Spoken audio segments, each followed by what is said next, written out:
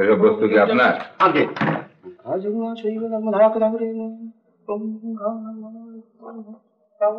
এটা কি আপনার বৈঠকখানা?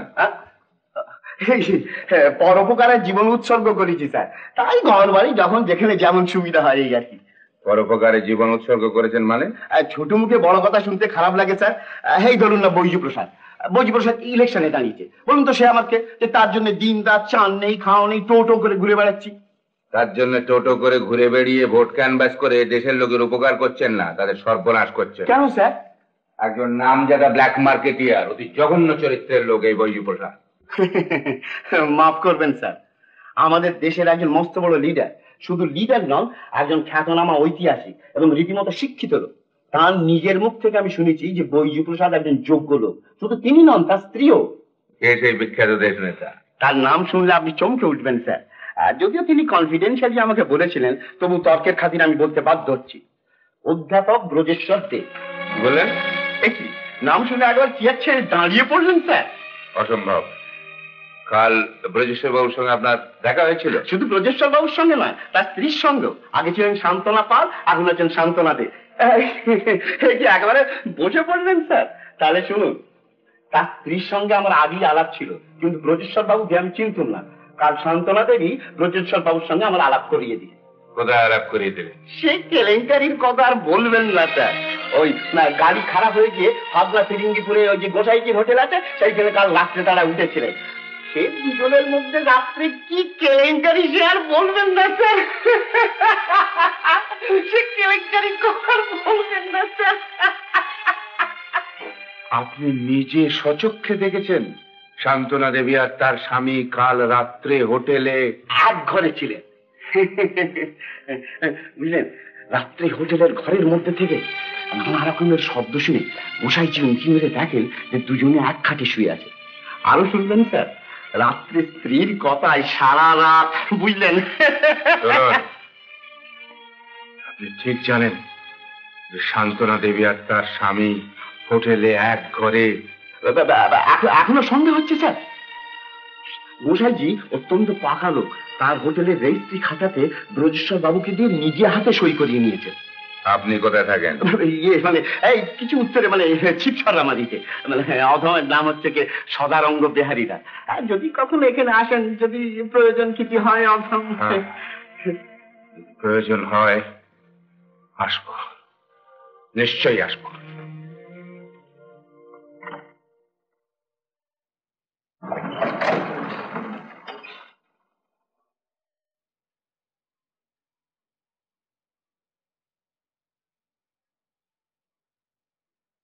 মুখ বাড়ি দেখো তো কিনা, কাউকে মানে কোন স্ত্রী লোককে দেখতে পাচ্ছ কিনা? আগে কাউকে তো দেখতে পাচ্ছি না। ও দেখতে পাচ্ছ না? হর্নটা বাজাও। আচ্ছা না থাক। কাকে খুঁজছেন আপনি? না না, আমি কাউকে খুঁজিনি, আমাকে খুঁজছে।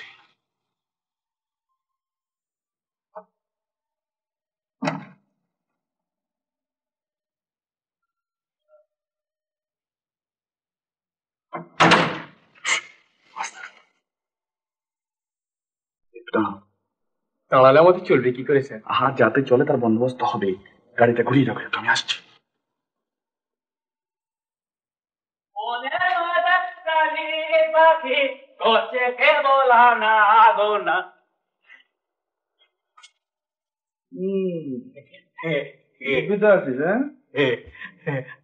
আপনার মতো ভালো লোক স্যার পৃথিবীতে হয় না। সেই 2 টাকা বসকিস দিয়েছিলেন। শোন, নতুন কেউ এসছে নাকি? আসেনি? গোসাইজি কোথায়? শহরে। শহরে গেছে? শোন, এখানে কয়েকজন লোক আসবে, যে গাড়ি খানা আছে না, খেতে নয়, খানা তল্লাশি করতে আসবে। আমি জানি কোনো ভয় নেই, আমি যা বলছি সেটা শোন না, আমি যা বলছি সেটা শোন। তোকে যদি কেউ কিছু জিজ্ঞাসা করে বলবি আমি জানি না। আমি আমি বল আমি আমি জানি জানি না না, বুঝতে পারছিস? আচ্ছা শোন, যদি কেউ জিজ্ঞাসা করে আমি আমি হ্যাঁ আমি কোন ঘরে ছিলাম, কোন ঘরে শুয়েছিলাম, কোন ঘরে খেয়েছিলাম, কি বলবি? আমি বলবো আমি তো তাকে চিনি না। আরে বোকা, কি বললাম কি এতক্ষণ ধরে, কি বোঝালাম কি? আমি আমি আমি জানি না। আমি জানি না। হ্যাঁ আমি জানি না। আচ্ছা ধর, যদি কেউ জিজ্ঞাসা করে হ্যাঁ। আমার সঙ্গে কোন স্ত্রী লোক মানে কোন মেয়ে লোক ছিল কিনা, হ্যাঁ কি বলবি? এখন বলবো, এখন বলবো স্ত্রী লোক মানে মেয়ে লোক। আমি জানি না। বাবা, এই তো সোনার চাঁদু আমায় নে। এই এই 2 টাকা রেখে দে, যা যা সন্দেশ খেয়ে যা। হ্যাঁ 1 টাকা না না 2 টাকা রেখে 1 টাকা না না 2 টাকা রেখে দিয়ে যা সন্দেশ খেয়ে। বনের মাঝে শালিক পাখি, বনের মাঝে শালিক পাখি করছে আনাগোব।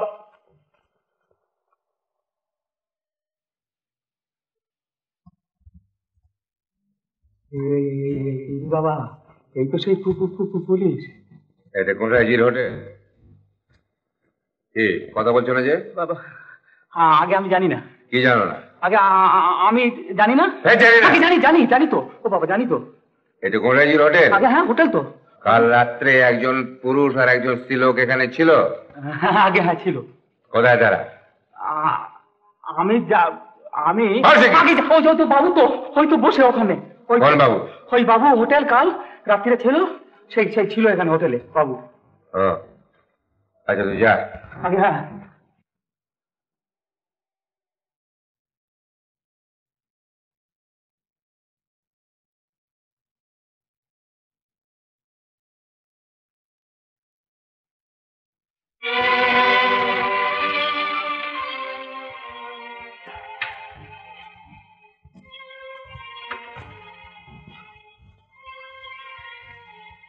আপনি এই হোটেলে থাকেন? আগে আপাতত আছি। 2-1টা খবর আমার জানা দরকার। আপনি কাল রাত্রে এখানে ছিলেন? হ্যাঁ, কেন বলুন তো? আর কেউ অন্য কোনো গেস্ট ছিলেন? না। I C.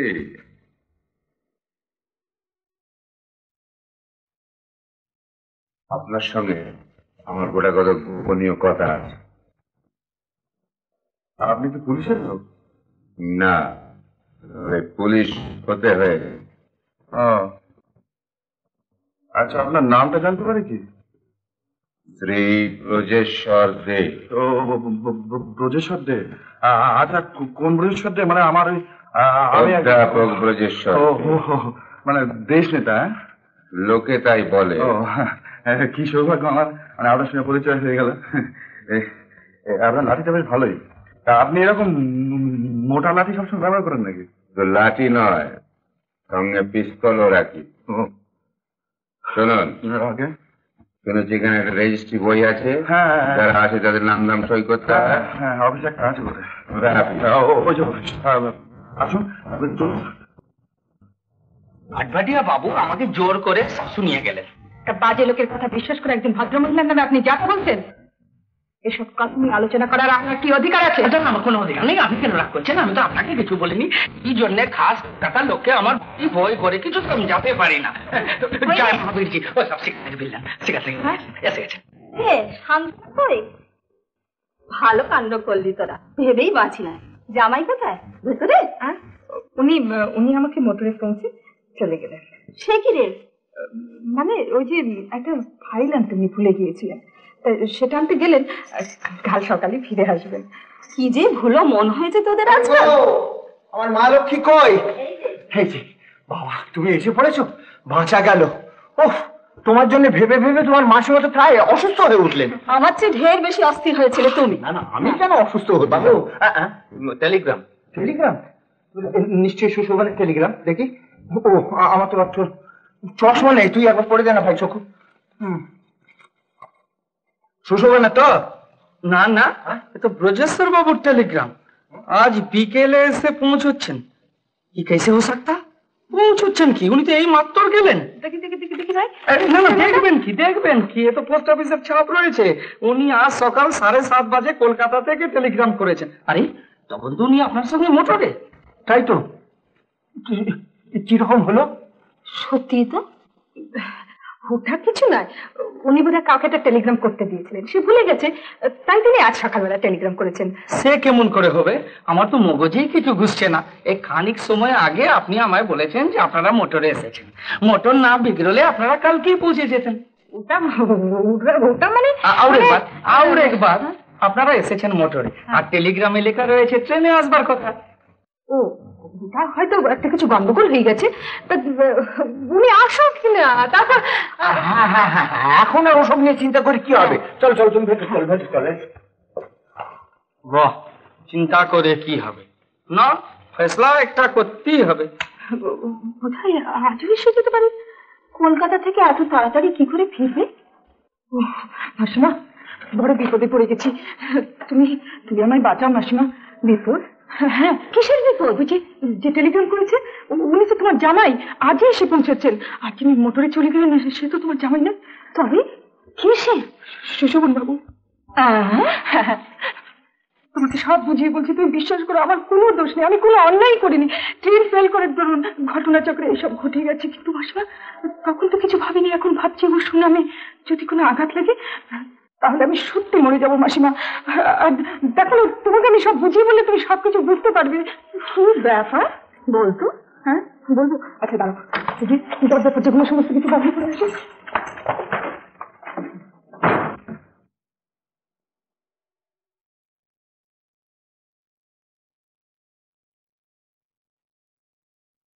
তাহলে শান্তনা এখন দিগ্বিজয় বাবুর ওখানে? আগে হ্যাঁ, অন্তত আমি তাকে সেইখানে পৌঁছে দিয়ে এসেছি। আপনার স্ত্রী, শ্বশুর, শাশুড়ি আপনার সন্ধানে এখানে আসছেন? আগে হ্যাঁ, টেলিফোন করে তাকে জানতে পারলাম। আপনার শাশুড়ির কথা না বাদই দিলাম, আপনার স্ত্রীও তাহলে এখন আপনাকে সন্দেহ করছেন? আগে না, শাশুড়ির কথা বাদ দিলে চলবে না। আপনি জানেন না আমার শাশুড়ি কি চিজ, ও এলে পরেই বুঝতে পারবেন। একটি বিষাক্ত গ্যাস একেবারে। শুনুন, আমার কথা হলো, আপনার মুখ থেকে আপনাদের রাত্রিবাসের যে কাহিনী শুনলাম, শান্তনার সঙ্গে দেখা না হওয়া পর্যন্ত আমি কোনো সিদ্ধান্ত গ্রহণ করতে চাই না। সে কালচার আমার আছে, সেখানে আমি অতি আধুনিক। কিন্তু বুঝতে পারছেন, এমন একটি জায়গা আছে, যদি দেখি সেখানে হাত পড়েছে, মধ্যযুগের বর্বর হয়ে যেতে পারি। কথাটা বুঝতে পারছেন নিশ্চয়ই? আগে হ্যাঁ, বুঝতে পারছি, তবে কতক্ষণ বুঝতে পারবো সেটি বুঝতে পারছি না, কারণ নার্ভের যে অবস্থা। আপনি আমার সঙ্গে দিগ্বিজয় বাবুর ওখানে যেতে প্রস্তুত আছেন? আগে হ্যাঁ, প্রস্তুত আছি। কিন্তু দেখুন, আমার তরফ থেকে আপনার কাছে মানে একটা আবেদন আছে, বুঝলেন?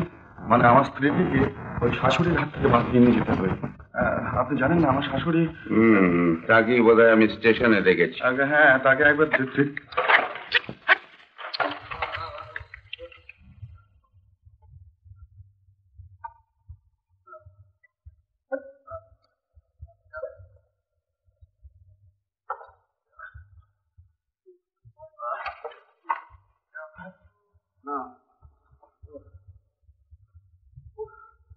কোথায় গেলে? হাতটা ধরো না।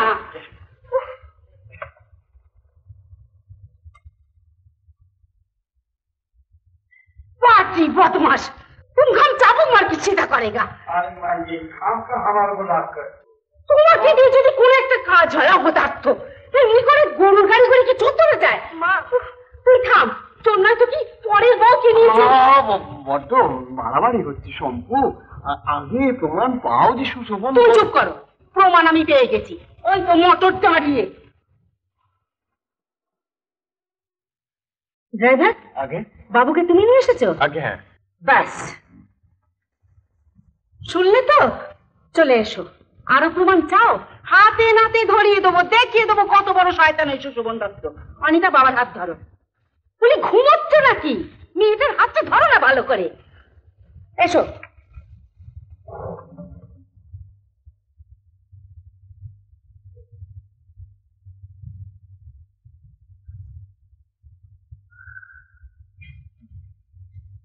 কত ভয় পাচ্ছেন কেন? ভয় না, ভয় না, ভয় আর কি।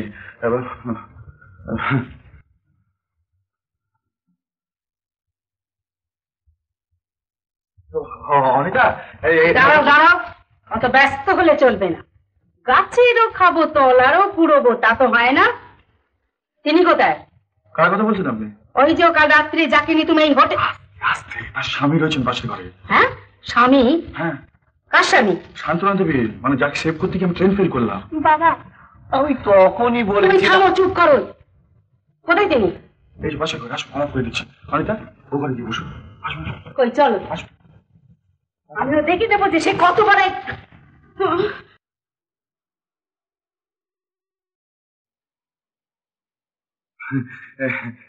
এই যে ইনি হচ্ছেন শান্তনা দেবীর স্বামী, আর ইনি আমার শাশুড়ি। নমস্কার। নমস্কার। আপনি নিশ্চয়ই সব শুনেছেন।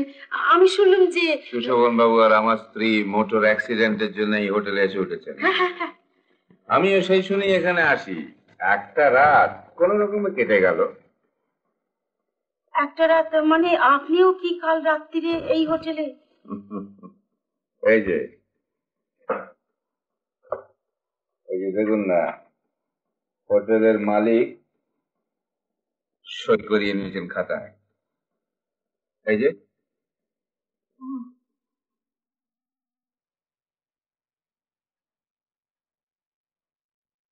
আপনার নামে কি ব্রজেশ্বর দে? আজ্ঞে। সুশোভন বাবু, এখন তাহলে যেতে হয়? হ্যাঁ নিশ্চয়ই। হ্যাঁ, আসুন আসুন।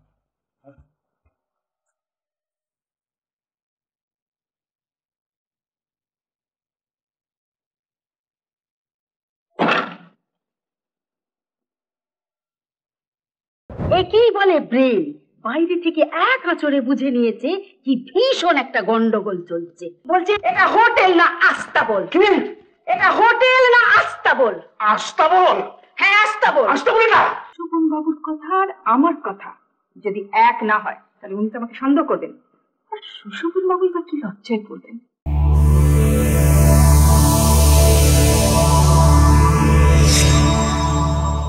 উত্তম কুমারের সেরা সিনেমা দেখতে হলে ডাউনলোড করুন ক্লিক অ্যাপ।